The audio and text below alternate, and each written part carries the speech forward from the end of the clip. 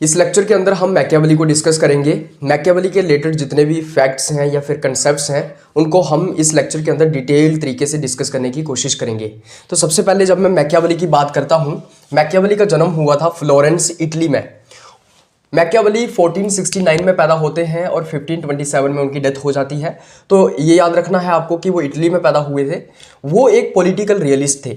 Political realist का मतलब क्या होता है? देखो, मैकियावेली से पहले जो थिंकर्स हुए, जैसे अगर मैं प्लेटो की बात करूं तो प्लेटो जो थे ना, वो आइडियाज़ के ऊपर ज़्यादा फोकस रखते थे। प्लेटो एक यूटोपियन थिंकर थे या फिर एक आइडियलिस्ट थिंकर थे, मगर मैकियावेली जो थे वो एक रियलिस्ट थिंकर थे। रियलिस्ट थिंकर होने का मतलब ये हुआ कि जो पॉलिटिक्स का रियल नेचर है उसके ऊपर वो फोकस करते थे। मतलब कि पॉलिटिक्स रियलिटी में कैसे एग्जिस्ट करती है उसके ऊपर वो फोकस रखते थे। वास्तविकता क्या है उसके ऊपर वो फोकस रखते थे। वो प्लेटो की तरह हवा हवा में बातें नहीं करते थे कि फिलोसोफर किंग होना चाहिए, आइडियल स्टेट होनी चाहिए, ऐसा होना चाहिए, वैसा होना चाहिए। मतलब व्हाट ऑट टू बी उसके ऊपर फोकस नहीं था। किस चीज़ के ऊपर फोकस था? What is. मतलब इसके ऊपर फोकस नहीं था कि क्या होना चाहिए, क्या होना चाहिए। इसके ऊपर किसका फोकस होता है? आइडियलिस्ट का फोकस होता है, प्लेटो का फोकस था। लेकिन मैकियावेली का किसके ऊपर फोकस होता था? व्हाट इज, हो क्या रहा है, पॉलिटिक्स चल कैसे रही है, रियल नेचर क्या है पॉलिटिक्स का, तो उसके ऊपर ये फोकस रखते थे। इसलिए इनको पॉलिटिकल रियलिस्ट कहा जाता है। मैकियावेली ने क्या किया? एथिक्स को पॉलिटिक्स से सेपरेट करने की कोशिश की। और ये एक ऐसे थिंकर थे जिन्होंने क्या किया? पॉलिटिक्स से एथिक्स को सेपरेट किया। और ये किससे इंस्पायर हुए थे? तो inspired by Aristotle, inspired from Aristotle. तो अरिस्टोटल से इंस्पायर होकर इन्होंने भी क्या किया?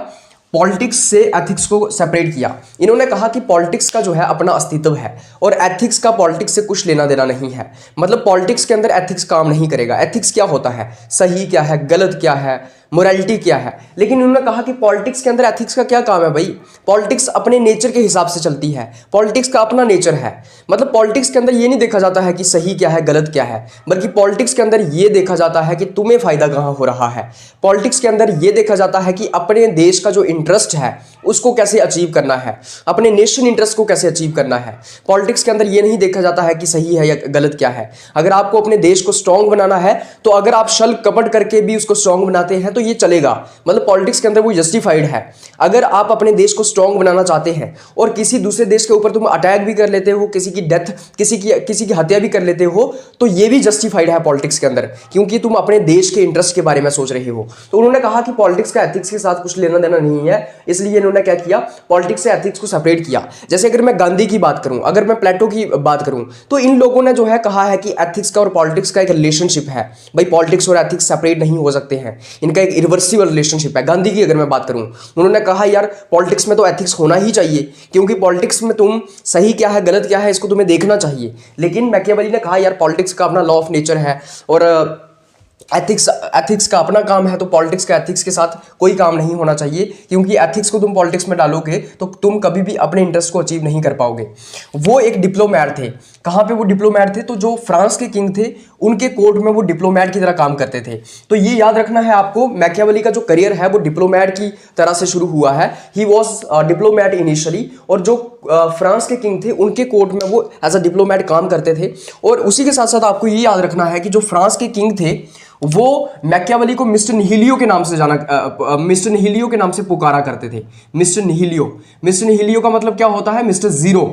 तो मैकियावेली को मिस्टर जीरो के नाम से पुकारा जाता था, मतलब मिस्टर निहिलियो मतलब मिस्टर जीरो। ऐसा क्यों था? क्योंकि मैकियावेली जो है वो फ्लोरेंस से आते थे, इटली से आते थे, और इटली उस टाइम पे कमजोर स्टेट थी। इटली उस वक्त इतनी वीक थी, टूटी हुई थी, बटी हुई थी। 5 प्रिंसिपैलिटीज के अंदर उस वक्त इटली बटी हुई थी, कमजोर थी। इसलिए मैकियावेली को क्या किया जाता था? मैकियावेली को मिस्टर निहिलियो के नाम से पुकारा जाता था। किसके द्वारा? फ्रांस के किंग के द्वारा, क्योंकि वो इटली से आते थे, इटली कमजोर थी। और इस बात का उनको बहुत गुस्सा आता था, मतलब कि उनको बहुत बुरा लगता था। वो तो एक देशभक्त पर्सन थे, वो नहीं चाहते थे कि मेरी इटली कमजोर हो, वो नहीं चाहते थे कि मेरी इटली का कोई इस तरीके से मजाक उठाए, वो नहीं चाहते थे कि इटली जो है वो इस तरीके से वीक रहे। तो इसलिए वो एक देशभक्त इंसान थे, तो उनको बहुत बुरा लगता था, क्योंकि इटली उस वक्त काफी कमजोर थी और उनको मिस्टर निहिलियो के नाम से पुकारा जाता था। Machiavelli was a child of his time. Laski की स्टेटमेंट है, याद रखना है आपको, लास्की की स्टेटमेंट है। लास्की ने कहा कि मैकियावेली जो है वो अपने टाइम का चाइल्ड था। इसका मतलब क्या हुआ? इसका मतलब ये हुआ कि जो भी थिंकर होता है, या फिर अगर मैं मैकियावेली की बात करूं तो मैकियावेली जिस टाइम के अंदर पैदा हुए, जिन सर्कमस्टांसिस के अंदर पैदा हुए, उसका टाइम का और उन सर्कमस्टांसिस का मैकियावेली के आइडियाज़ के ऊपर काफ़ी इन्फ्लुएंस है। मतलब कि मैकियावेली के ऐसे आइडियाज़ क्यों हैं, मैकियावेली ऐसा क्यों बोल रहे हैं, उनके आइडियाज़ ऐसे क्यों हैं, क्योंकि उनका टाइम वैसा था, क्योंकि उनके सर्कमस्टांसिस वैसे थे, क्योंकि उनकी लाइफ में उनके साथ ऐसी दुर्घटनाएं हुई, राइट। अगर मैं अपनी बात करूं तो मेरे आइडियाज़ भी मेरे सर्कमस्टांसिस से प्रभावित होते हैं ना। मान लो मैं एक ऐसे परिवार के अंदर पैदा हूं जहां पे हमेशा बीजेपी का सपोर्ट किया जाता है, मेरे पेरेंट्स बीजेपी के कट्टर जो है वो सपोर्टर हैं, तो मेरे ऊपर भी इन्फ्लुएंस पड़ेगा, मैं भी कहीं ना कहीं बीजेपी की आइडियोलॉजी की तरफ जो है वो लीनिंग करूंगा। So same goes with any thinker as well.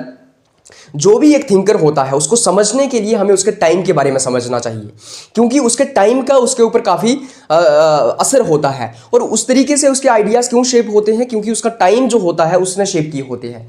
तो मैकियावेली अपने टाइम के चाइल्ड थे, क्योंकि मैकियावेली के टाइम पे ऐसी कंडीशंस थी, इसलिए मैकियावेली के आइडियाज़ कैसे थे, कैसी कंडीशन थी मैकियावेली के टाइम पे, क्या कॉन्टेक्स्ट है मैकियावेली का, क्या हो रहा था उस वक्त।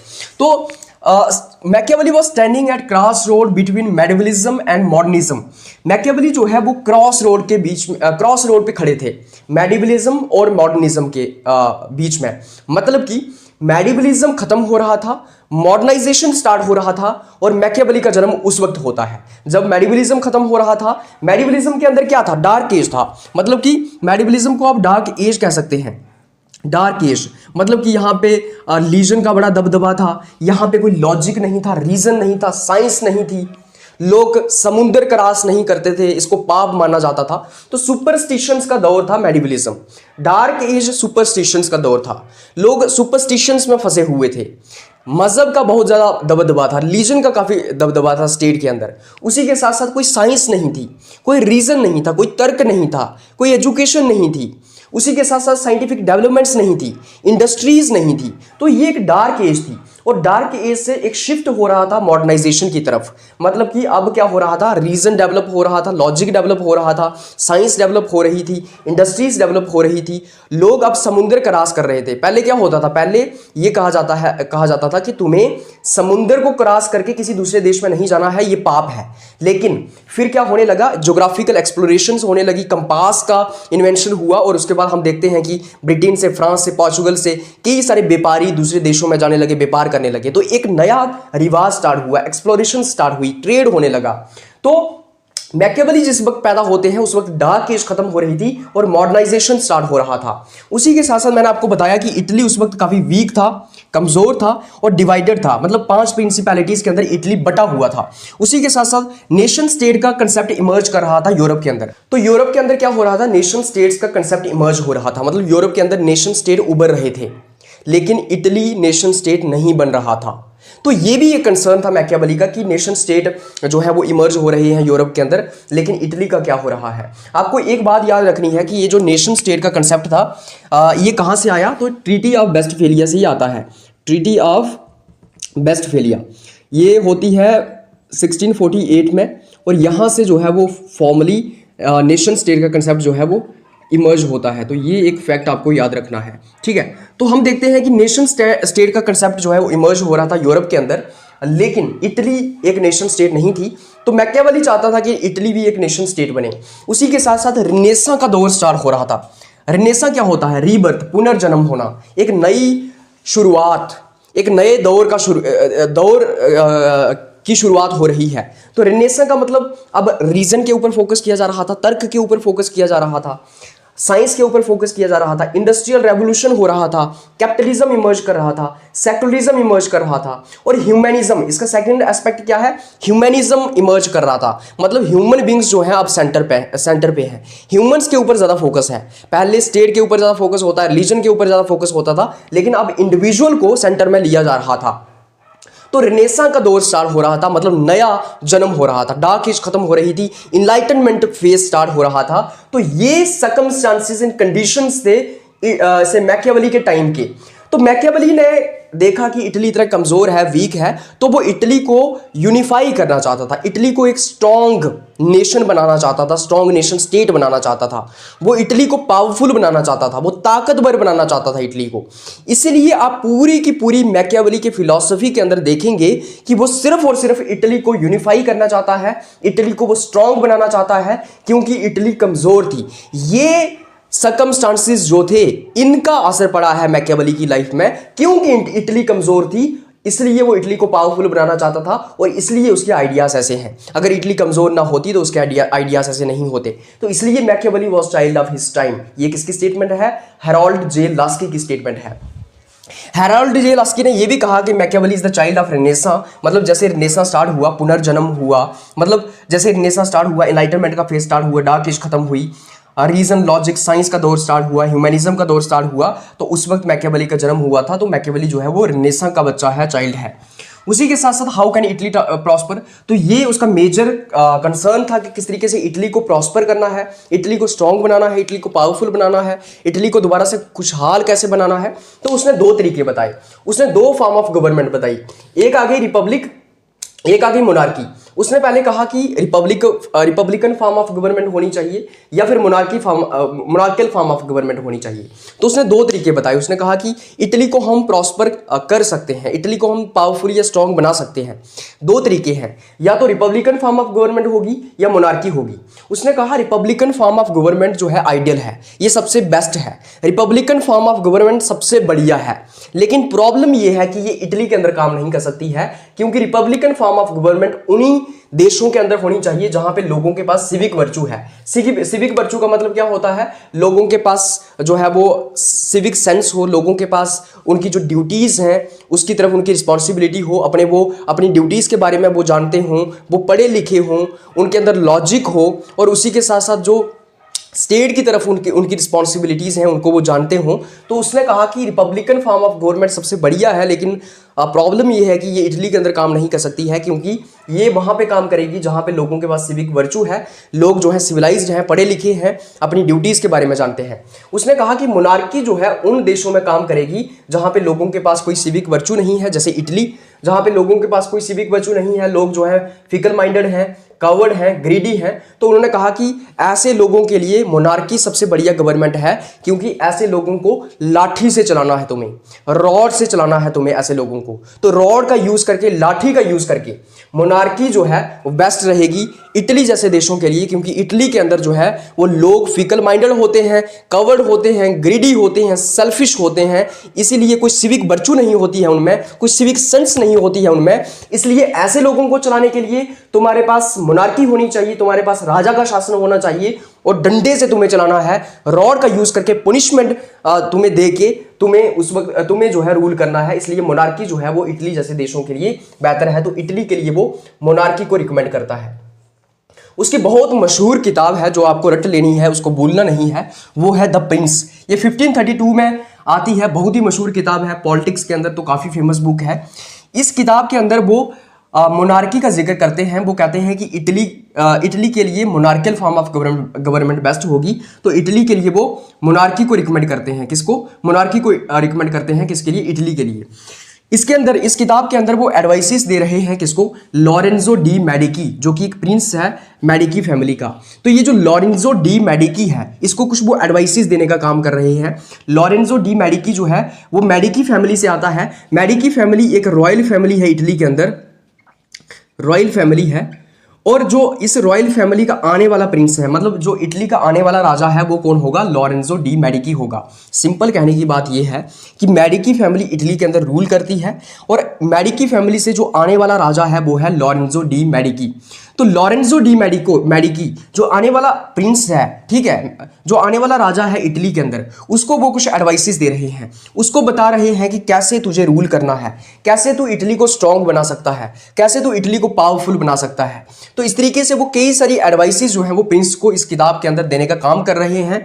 वो यहाँ पे कई सारी एडवाइसेस जो है वो प्रिंस को देते हैं। ये जो आने वाला प्रिंस है लॉरेंजो डी मेडिकी, इसको एडवाइसेस देते हैं जिनको हम आगे डिस्कस करेंगे। उसके बाद अगर मैं रिलीजन की बात करूं तो रिलीजन के ऊपर इनके पॉइंट ऑफ व्यूज क्या थे? सबसे पहले इन्होंने क्या किया? रिलीजन को पॉलिटिक्स से सेपरेट कर दिया। मतलब कि मैकियावेली ने कहा कि रिलीजन का पॉलिटिक्स में कुछ लेना देना नहीं है। जैसे अगर मैं महात्मा गांधी की बात करूं तो महात्मा गांधी जैसे थिंकर्स ने क्या कहा कि रिलीजन और पॉलिटिक्स जो है वो दोनों एक साथ जुड़े हुए हैं, दोनों का एक इरिवर्सिबल रिलेशनशिप है। लेकिन मैकियावेली ने कहा कि रिलीजन का पॉलिटिक्स के साथ कुछ लेना देना नहीं है, रिलीजन का अपना काम है, पॉलिटिक्स का अपना काम है। तो इस तरीके से मैकियावेली पहले ऐसे थिंकर थे जिन्होंने रिलीजन को पॉलिटिक्स से सेपरेट करने का काम किया। तो ये आपको याद रखना है, क्योंकि इन्होंने रिलीजन को पॉलिटिक्स से सेपरेट किया इसलिए इनको जो है वो फादर ऑफ वेस्टर्न सेकुलरिज्म कहा जाता है। तो आपको ये याद रखना है, क्योंकि वेस्टर्न सेकुलरिज्म के अंदर क्या होता है, वेस्टर्न सेकुलरिज्म के अंदर कहा जाता है कि सेपरेशन होगा स्टेट का और रिलीजन का। इसलिए ओरिजिनेटर ऑफ वेस्टर्न सेकुलरिज्म या फादर ऑफ वेस्टर्न सेकुलरिज्म किसको कहा जाता है, मैकियावेली को कहा जाता है, क्योंकि उन्होंने रिलीजन को पॉलिटिक्स से सेपरेट करने का काम किया। उसी के साथ आपको ये याद रखना है कि मैकियावेली जो है वो रिलीजन के अगेंस्ट नहीं थे। Machiavelli was never against religion, बल्कि वो चर्च के अगेंस्ट थे। वो चाहते थे कि चर्च जो है, क्योंकि चर्च क्या कर रहा था, चर्च एक ऑब्स्टेकल बन रहा था किसमें, यूनिफिकेशन ऑफ इटली में।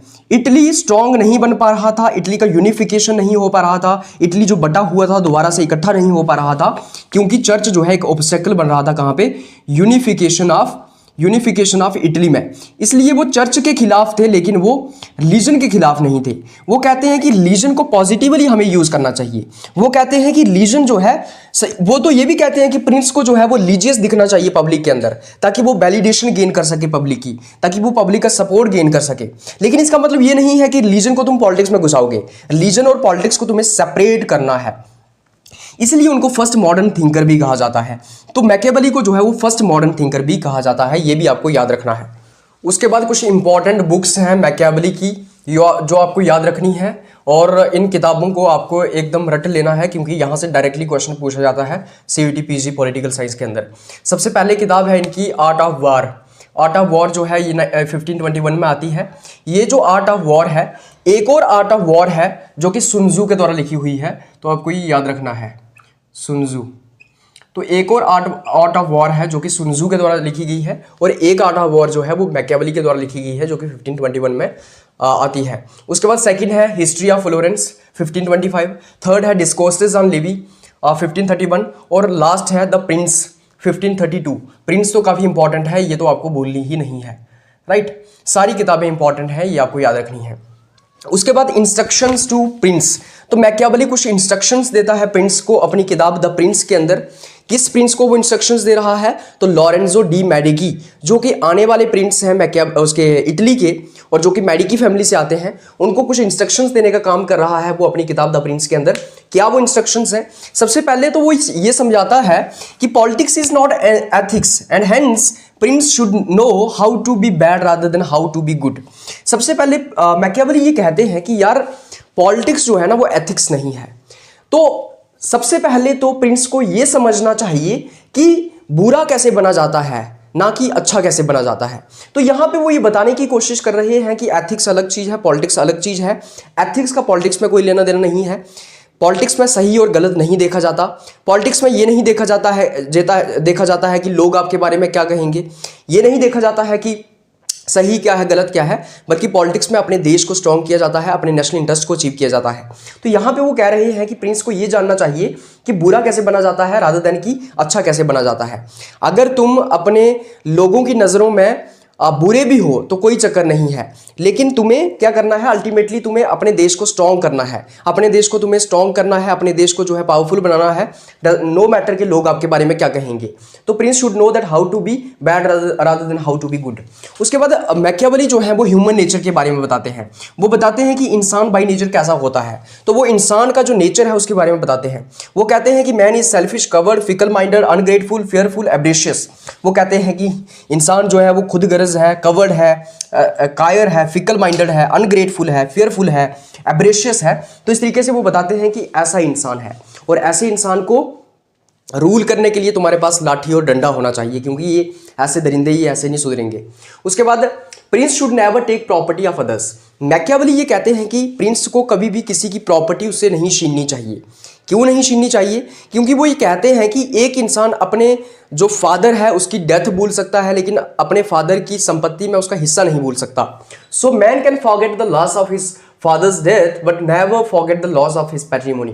So here Machiavelli is trying to explain that Prince should never snatch someone's property. Prince को कभी भी किसी की प्रॉपर्टी को स्नैच नहीं करना चाहिए, छीनना नहीं चाहिए, क्योंकि एक इंसान अपने बाप की डेथ भूल सकता है, मृत्यु भूल सकता है, लेकिन अपने बाप की जो प्रॉपर्टी है उसको नहीं भूल सकता। उसी के साथ साथ Prince should never touch others women.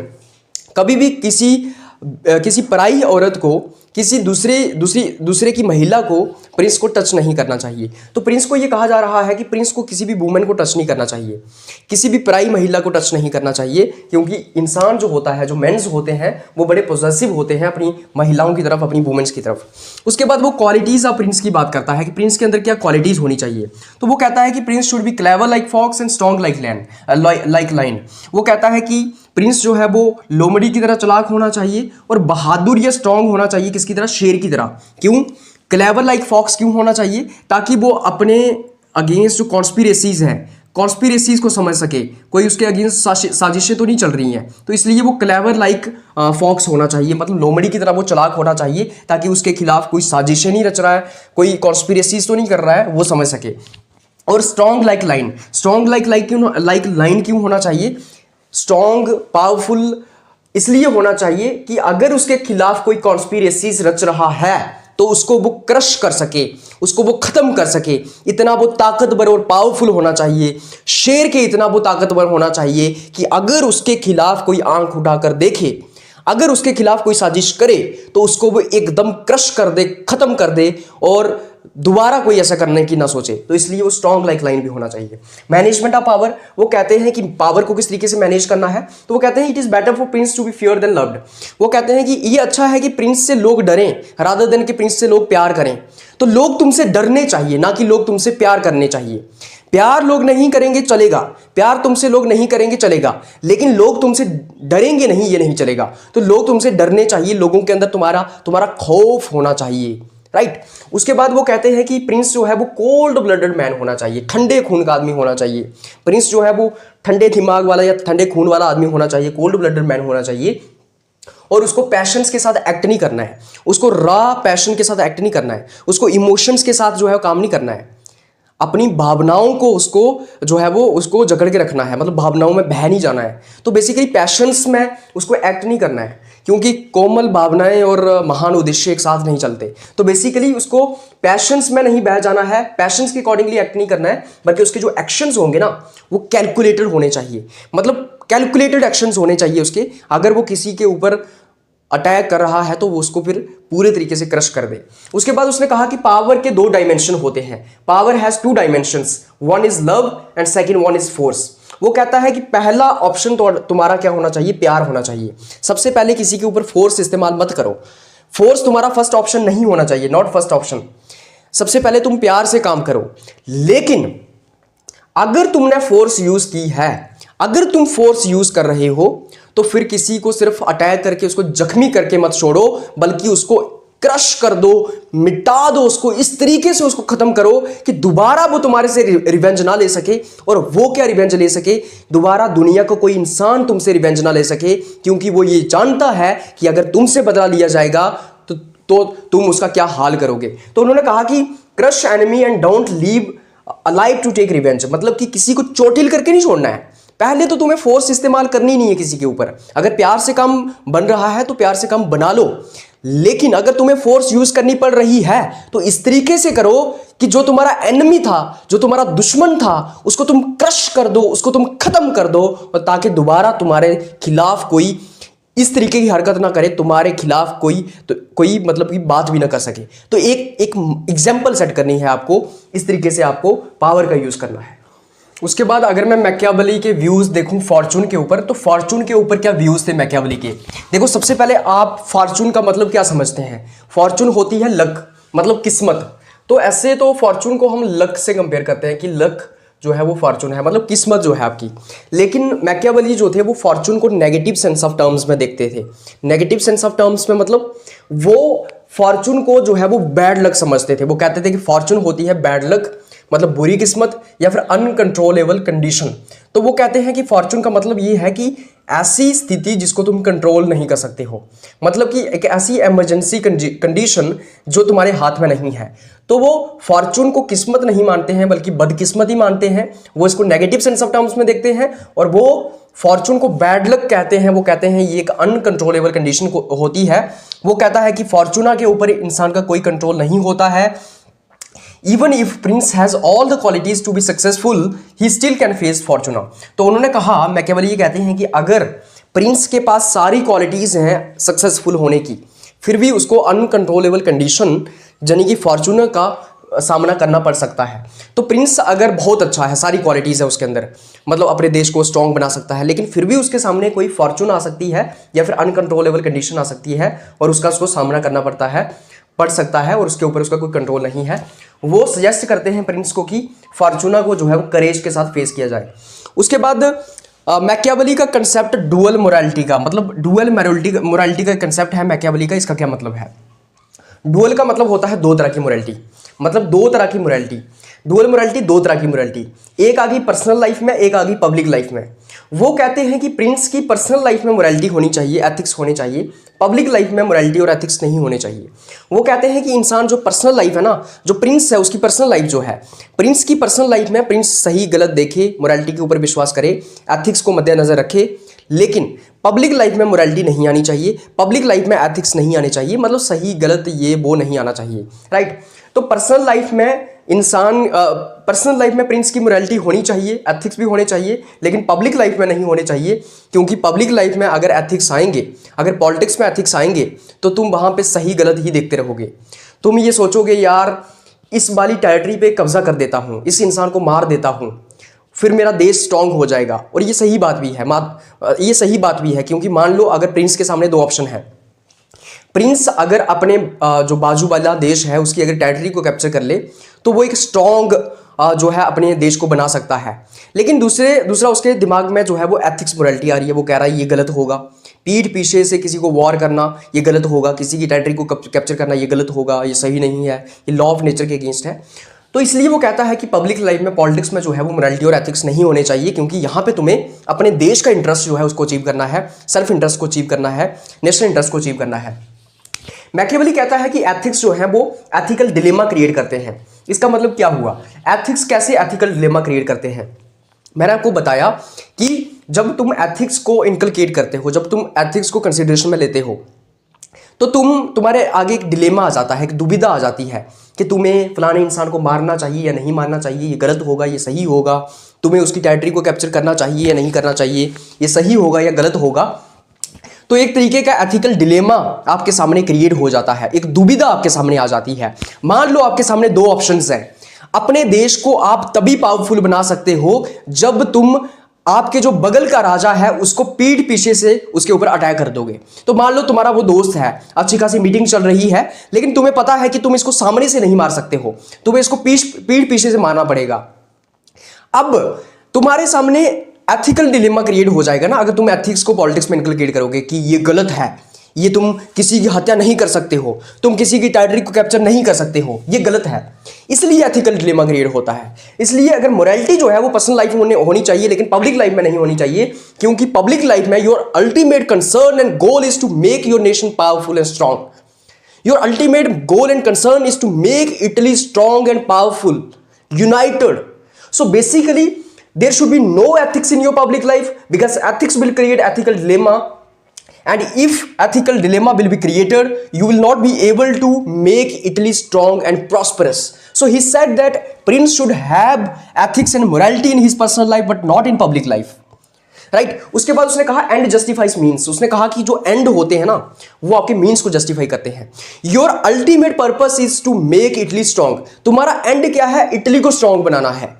अब कैसे बनाओ, किसी की हत्या करके बनाओ, चोरी करके बनाओ, धोखा करके बनाओ, डजंट मैटर। तुम्हें इटली को पावरफुल और स्ट्रांग बनाना है, फर्क नहीं पड़ता कि कैसे बनाओगे।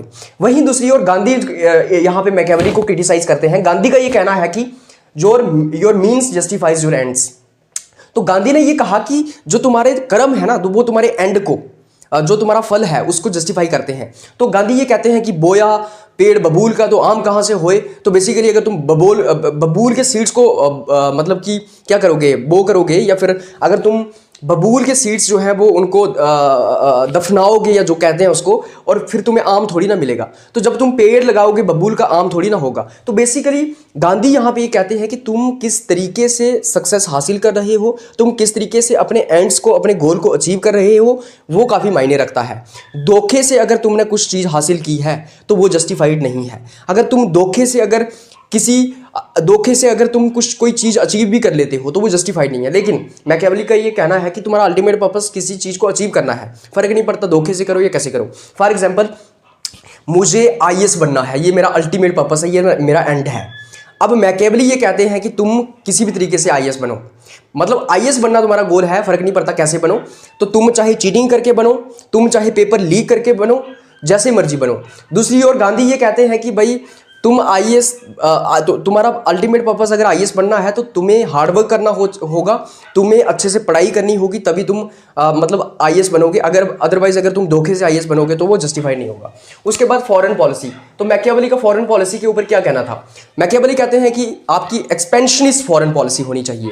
जैसे ही प्रिंस अपनी गद्दी पे बैठता है, जैसे ही प्रिंस अपनी राजगद्दी पे बैठता है, जैसे ही प्रिंस अपना शासन संभालता है, उसका पहला कदम क्या होना चाहिए? अपने नेबरर के ऊपर अटैक करना है, मतलब कि अपने आप को एक्सपैंड करना है, टेरिटरीज को कैप्चर करना है। दूसरे जो देश हैं, छोटे छोटे देश हैं, उनकी टेरिटरीज को कैप्चर करना है। तो आपकी एक्सपेंशनिस्ट फॉरेन पॉलिसी होनी चाहिए। आपको अपने आप को बड़ा करना है, बाकी टेरिटरीज को कैप्चर करना है। उसी के साथ साथ वो कहते हैं कि अगर तुम्हारी एक्सपेंशनिस्ट फॉरेन पॉलिसी है, फॉर एग्जाम्पल इंडिया की एक्सपेंशनिस्ट फॉरेन पॉलिसी है, अब अगर इंडिया चाइना की टेरिटरी को कैप्चर कर लेता है, तो चाइना की टेरिटरी को कैप्चर किया है, यहां पे इंडिया को डायरेक्टली रूल नहीं करना चाहिए। चाइना का ही एक बंदा इंडिया को अपॉइंट करना चाहिए और उसके थ्रू जो है वो इंडिया को रूल करना चाहिए। तो सिंपली ये कहने की कोशिश क्या कर रहे हैं, वो कह रहे हैं कि एक होता है डायरेक्ट रूल, एक होता है इनडायरेक्ट रूल। तुम्हें डायरेक्ट रूल, प्रिंस को डायरेक्ट रूल वहीं पे करना है, उन्हीं रीजन्स में करना है जहां का कल्चर प्रिंस के कल्चर के साथ सिमिलर है। तो बेसिकली डायरेक्ट रूल वहीं पे करना है जहां जिन रीजन्स का कल्चर प्रिंस के कल्चर के साथ सिमिलर है। अगर तुम्हारा कल्चर और किसी रीजन का कल्चर, प्रिंस का कल्चर और रीजन का कल्चर सिमिलर नहीं है, तो उस रीजन से उसी कल्चर के इंसान को वहां पे कुछ अपॉइंट करना चाहिए, उसके तहत जो है वो प्रिंस को वहां पे रूल करना चाहिए। तो बेसिकली फॉर एग्जाम्पल, अगर इंडिया चाइना को ऑक्यूपाई कर लेता है, चाइना के ऊपर अटैक करता है, तो इंडिया को डायरेक्टली चाइना के ऊपर रूल नहीं करना चाहिए, बल्कि चाइनीज बंदा ही वहां पे कोई खड़ा करना चाहिए और इंडिया को उस बंदे के तहत रूल करना चाहिए, एक तरह का लेफ्टिनेंट गवर्नर जो होगा वो। उसके बाद सिर्फ नेशनल्स की आर्मी होनी चाहिए। वो कहते हैं कि आपकी आर्मी के अंदर आपके देश के लोग होने चाहिए, नेशनल्स होने चाहिए, विदेशी लोग नहीं होने चाहिए, क्योंकि विदेशी लोग होंगे तो वो देशभक्त नहीं होंगे। सिग्निफिकेंस क्या है मैकियावेली की? मैकियावेली क्यों इंपॉर्टेंट है? उनको फादर ऑफ रियलिज्म कहा जाता है कि रियलिज्म के फादर है मैकियावेली। उन्होंने पावर व्यू दिया पॉलिटिक्स का, उन्होंने रिलीजन का पॉलिटिक्स के साथ सेपरेशन किया, इसलिए उनको वेस्टर्न सेकुलरिज्म का फादर कहा जाता है या ओरिजिनेटर कहा जाता है, और वो फर्स्ट मॉडर्न थिंकर थे। उसके बाद कुछ इंपॉर्टेंट कोट्स हैं मैकियावेली के ऊपर, काफ़ी इंपॉर्टेंट है, आपको याद रखना है क्योंकि यहाँ से डायरेक्टली क्वेश्चंस आते हैं। सबसे पहले Machiavelli is narrowly dated and narrowly located. Sabine की स्टेटमेंट है कि मैकियावेली जो है वो नैरोली डेटेड है और नैरोली लोकेटेड है। इसका मतलब क्या हुआ? इसका मतलब ये हुआ कि मैकियावेली जो है, क्योंकि इस टाइम पे, मतलब क्योंकि स्पेसिफिक टाइम पे इटली के अंदर पैदा हुआ, इसलिए उसके थॉट्स ऐसे हैं। मैकियावेली अगर कहीं और पैदा हुआ होता और किसी और समय में पैदा हुआ होता तो उसके थॉट्स अलग हो जाते, क्योंकि उस वक्त इटली कमज़ोर था, इटली की ऐसी हालत थी, रेनेसां था, मॉडर्नाइजेशन स्टार्ट हो रहा था, इसलिए मैकियावेली के थॉट्स ऐसे हैं। तो बेसिकली यहाँ पे सेबाइन ये कहने की कोशिश कर रहे हैं कि हर एक थिंकर्स के थॉट जो हैं उसके टाइम और सर्कमस्टांसिस से जो है वो जनरेट होते हैं, क्योंकि मैकियावेली जो है वो एक स्पेसिफिक जगह पे इटली में 15th सेंचुरी में पैदा होता है या फिर 16th सेंचुरी में पैदा होता है, 15th सेंचुरी में पैदा होता है, इसलिए उसके थॉट्स ऐसे थे। अगर कहीं वो और पैदा होता या कहीं और जगह पे पैदा होता या अलग सिचुएशन होती उस वक्त, तो उसके थॉट्स अलग हो जाते। उसके बाद ग्रामसी ने प्रेज किया है मैकियावेली को, क्योंकि मैकियावेली ने पॉलिटिक्स से एथिक्स को सेपरेट किया, इसलिए ग्रामसी ने तारीफ की है मैकियावेली की, मैकियावेली को प्रेज किया है क्योंकि उसने पॉलिटिक्स से एथिक्स को सेपरेट किया। उसके बाद it is an irony that everyone is Machiavellian in practice but no one accepts himself as Machiavellian. Dunning की ये स्टेटमेंट है, डनिंग ये कहते हैं कि ये एक आयरनी है कि प्रैक्टिस में हर कोई मैकियावेलियन होता है लेकिन कोई एक्सेप्ट नहीं करता है कि वो मैकियावेलियन है। तो हर किसी की पर्सनैलिटी ना अंदर से मैकियावेलियन ही है, हर कोई जो है वो मैकियावेलियन ही है, लेकिन एक्सेप्ट नहीं करता है कि मैं मैकियावेलियन हूँ। मतलब हर कोई अपने बारे में सोचता है, हर कोई सेल्फ इंटरेस्ट के बारे में सोचता है, हर कोई ये चाहता है कि मैं आगे पहुँच जाऊँ, धोखे से जैसे मर्जी पहुँचना है मैं आगे पहुँच जाऊँ। या फिर आज की अगर आप पॉलिटिक्स की बात कर ले तो क्या आज की पॉलिटिक्स मैकियावेली के हिसाब से नहीं चल रही है? मतलब लोग पावर में जाने के लिए कुछ भी कर लेते हैं, किसी भी मीन्स को जस्टिफाई कर देते हैं, किसी भी हद तक चले जाते हैं, कुर्सी चाहिए किसी भी हद तक चले जाते हैं। इंटरनेशनल पॉलिटिक्स की आप बात कर लो, अभी ट्रंप ने जो है वो इलीगल इमिग्रेंट्स को अपने देश से भगाया और उनकी हैंड कफिंग की, उनको हाथ बांध के जो है वो दूसरे देश में भेज दिया। तो क्या यहाँ पे ह्यूमन राइट्स का वॉयलेशन नहीं हो रहा था? क्योंकि वहाँ पे अमेरिका जो है वो अपना सेल्फ इंटरेस्ट देख रहा था। तो अमेरिका को फर्क नहीं पड़ा कि ये सही है या गलत है, या इंसान के कोई राइट्स होते हैं या फिर ह्यूमंस की ऐसी हमें कंडीशन करनी चाहिए। अमेरिका को इस चीज़ का फर्क नहीं पड़ा क्योंकि अमेरिका एथिक्स के ऊपर विश्वास नहीं कर रहा था, वहाँ पे वो अपना सेल्फ इंटरेस्ट सोच रहा था। सो बेसिकली हर कोई आज मैकियावेलियन है, हर कोई मैकियावेली को प्रैक्टिस कर रहा है, लेकिन मानता कोई नहीं है कि वो मैकियावेलियन है। पॉलिटिशियंस की आप बात कर लो, आप इंसान की बात कर लो, इंडिविजुअल की बात कर लो ना। मतलब हर कोई सेल्फिश नहीं है क्या? हर कोई सेल्फ इंटरेस्ट के बारे में नहीं सोचता है क्या? तो बेसिकली यहाँ पे डनिंग की ये स्टेटमेंट है, काफी इंपॉर्टेंट है। उसके बाद Machiavelli's prince is less harmful when compare to Chanakya's king. Max Weber की ये स्टेटमेंट है कि जो मैकियावेली का प्रिंस है वो कम हार्मफुल है अगर चाणक्य के राजा के साथ कंपेयर किया जाए। सो बेसिकली भारत में आज से 2-3 हजार साल पहले एक फिलोसोफर हुए, उनका नाम था चाणक्य। चाणक्य भी मैकियावेली के साथ, मतलब मैकियावेली के जैसे थॉट्स हैं वैसे ही थॉट्स जो हैं वो चाणक्य के थे। जैसे मैकियावेली ये कहता है ना कि तुम्हारा अल्टीमेट कंसर्न ये है कि तुम इटली को कैसे स्ट्रांग बनाओ, फर्क नहीं पड़ता कि कैसे बनाओ। इसी तरीके से चाणक्य भी ये कहते थे कि तुम साम दाम दंड भेद किसी भी चीज का इस्तेमाल कर सकते हो, तुम्हें सिर्फ अपने देश को पावरफुल बनाना है। तो चाणक्य जो है उसके थॉट्स मैकियावेली के साथ सिमिलर हैं, इसलिए ये कहा जा रहा है कि जो मैकियावेली का प्रिंस है अभी वो कम खतरनाक है। अभी तुम चाणक्य को पढ़ोगे ना, चाणक्य का राजा बड़ा खतरनाक है। चाणक्य ने राजा को, मतलब कि चाणक्य ने तो साम दाम दंड भेद कहा, हर कुछ इस्तेमाल कर रहे। उसने कहा कि जो तुम्हारा दुश्मन है उसको पीछे से जो है उसके पीठ के ऊपर वो कर दे, क्या कर दे, हमला कर दे। वो कहता है कि जैसे ही तुम गद्दी पे बैठते हो पहला तुम्हारा क्या एक्शन होना चाहिए, तुम्हें आसपास की टेरिटरीज को कब्जा करना है। तो चाणक्य तो बहुत बड़ा रियलिस्ट हुआ।